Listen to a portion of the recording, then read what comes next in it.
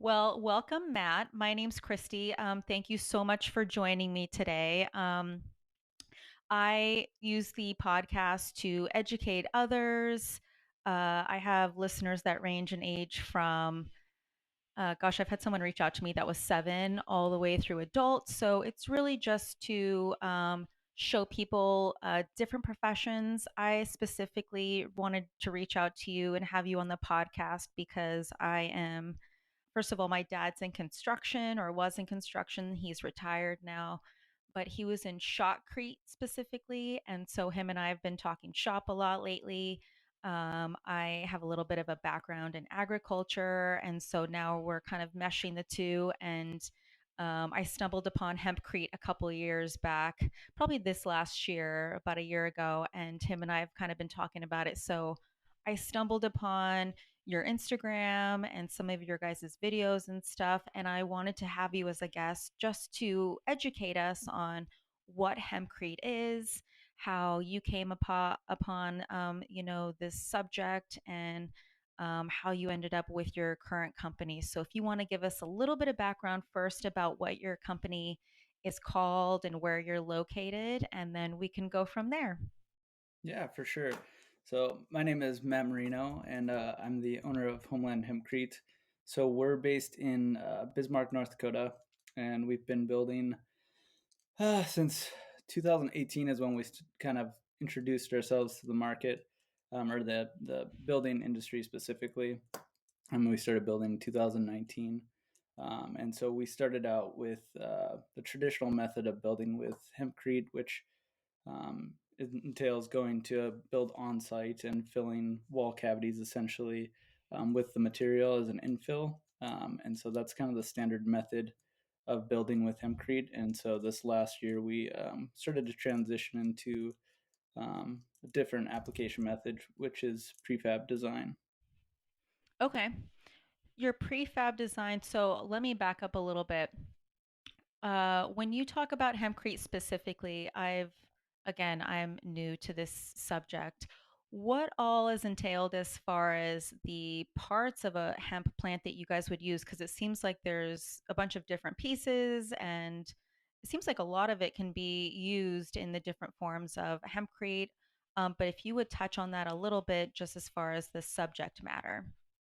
Yeah, for sure. So the hemp plant, there's a handful of different varieties of hemp plants. You have like your CBD, which has more of a medicinal aspect to it, and then you have your grain, which has grain for food, like hemp seeds, what you'd see in the grocery store, those kinds of things.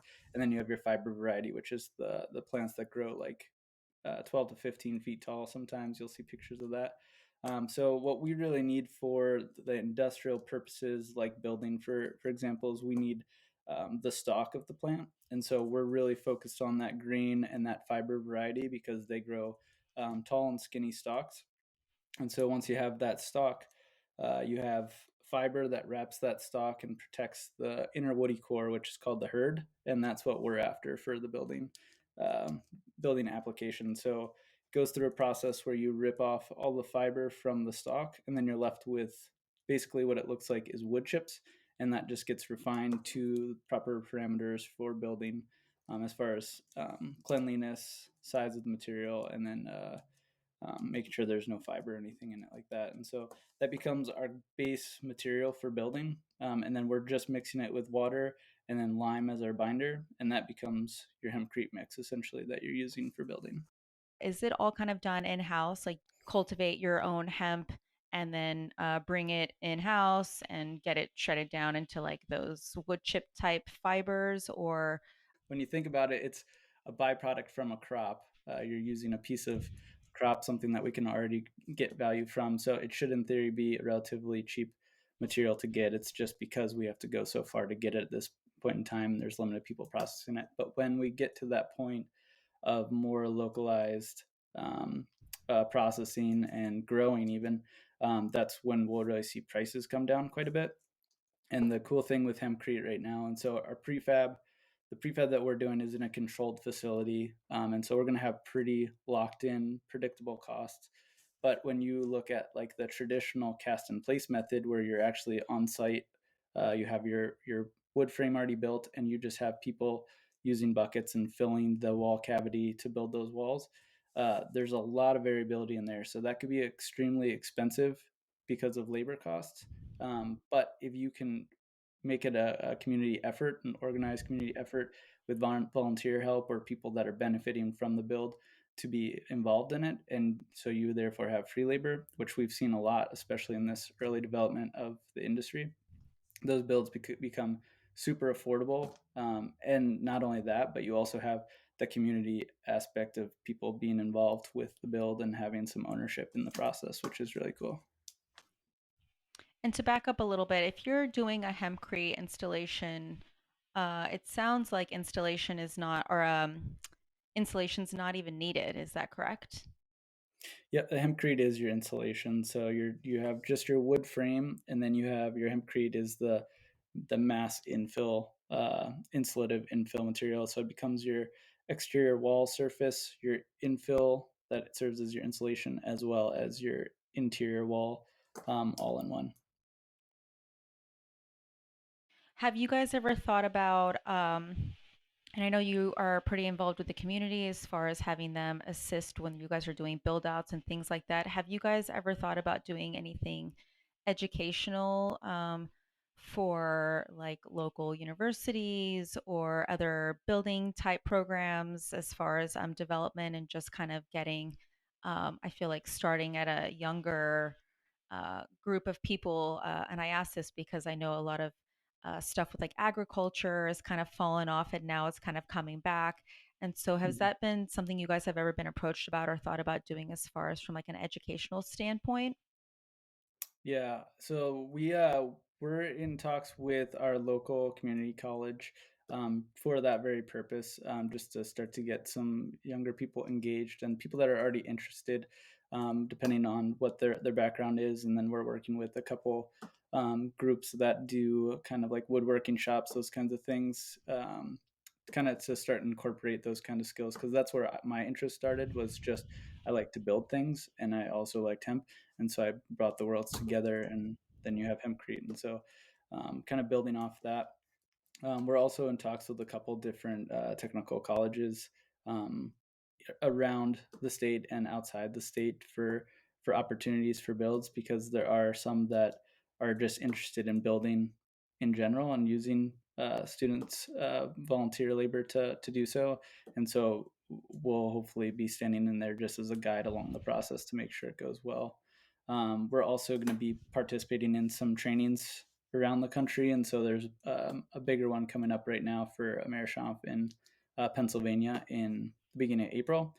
So Cam over there at Americhamp does primarily spray application in Pennsylvania, which is a great place to do it because, like you said, of all the old buildings in the East Coast, there's a lot of cities that have old buildings, and that spray application makes a lot of sense, especially for retrofitting for existing structures because of the stonework, those kinds of things. It's an easy place to just add insulation to. But we'll be doing a training there with them in April. And so we'll be kind of collaborating between the spray application and bringing our prefabricated aspect to the training, so we can kind of double up on it and get more people experience with how hempcrete works with both systems. Now, do you guys have any females that are on your team? So right now it's just me and my wife. So my Oh, wife awesome. is for sure, yeah. But that is one nice thing about the hemp industry, and especially in hempcrete. So just kind of, if you just take a view, it's a super diverse group of people, and um, super inviting, and a very collaborative group. And so um, yeah, it's nice to see that kind of aspect in the industry this early on. That's very cool. I've seen so many conventions for build conventions, developers, and so are those things that you guys also participate in and go out and kind of just show up as far as like your own vendor to advertise what you guys are doing? Is that something you guys do? Yes, we'll do some this year. We've done one already this year. There's one. a big one coming up is NOCO in Denver this year. We won't be going to that one. We don't have everything together in time to make that show worthwhile for us. We'll definitely be there next year, but we'll be doing a couple. Really, just trying to get. So we've been in the design phase and small scale testing phase for a bit, and we just started build out some more, getting into some low level production in February. And so our goal is to make up a set so that we can bring some along with us to different road shows and those kinds of things for people to experience. And so we're getting close to being ready for that. And so we'll start to map out our plans for the year as once we're ready. Now, is it a, I don't even know if this is a thing. Can you guys prefab walls and have them kind of pre-cut and then that's what you bring in? Is that kind of where your guys' angle is for doing the prefab this last year? Yeah, the prefab would be, so we're using still the traditional wooden frames and we're doing a double stud frame. And then we're filling those. So they're smaller sections that we build in our facility and then fill those with hempcrete. And then we set them aside to cure for 30 days. And then if a finish is needed for whatever application they're going to be used for, we'll do that. And then they'll be shipped. So they get shipped in basically big uh, cassettes essentially that are wrapped in wood, and then they just get stood up and attached to each other. So you essentially have building blocks of hempcrete that are being put together on site, and then that makes up your assembly there, and then they're in theory ready to go because they're already cured, so you could apply your finish immediately. And is that so would that means that like your staff wouldn't have to be present for installation? Someone else could install, I'm assuming, if you guys were shipping them out like that? Yep, that's the idea. So we haven't done any installs yet except in our own facility. When we do we'll do the first couple, we'll be on site to make sure everything goes well, but the the the standard method will be, there's no hempcrete specific skills needed for the assembly of our panel system. So any contractor or anyone that's handy enough that can operate like a skid steer, or if you just have a couple strong friends, is really the main requirement to get these panels lifted in place. And so most of that will be done just with a guide that we provide, a written out guide on how to install. That's amazing.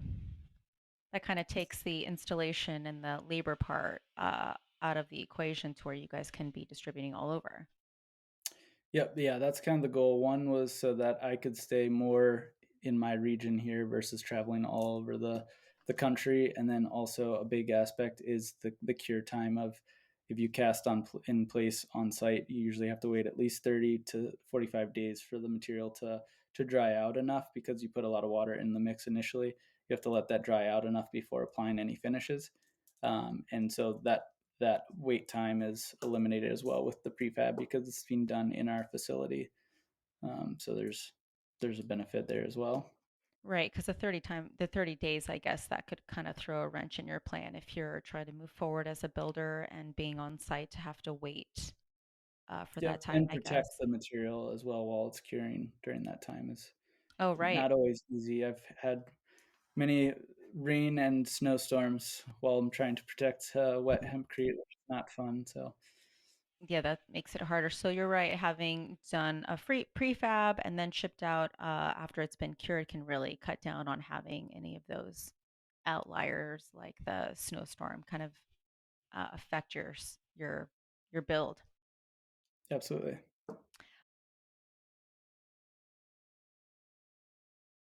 I imagine that they frame it out.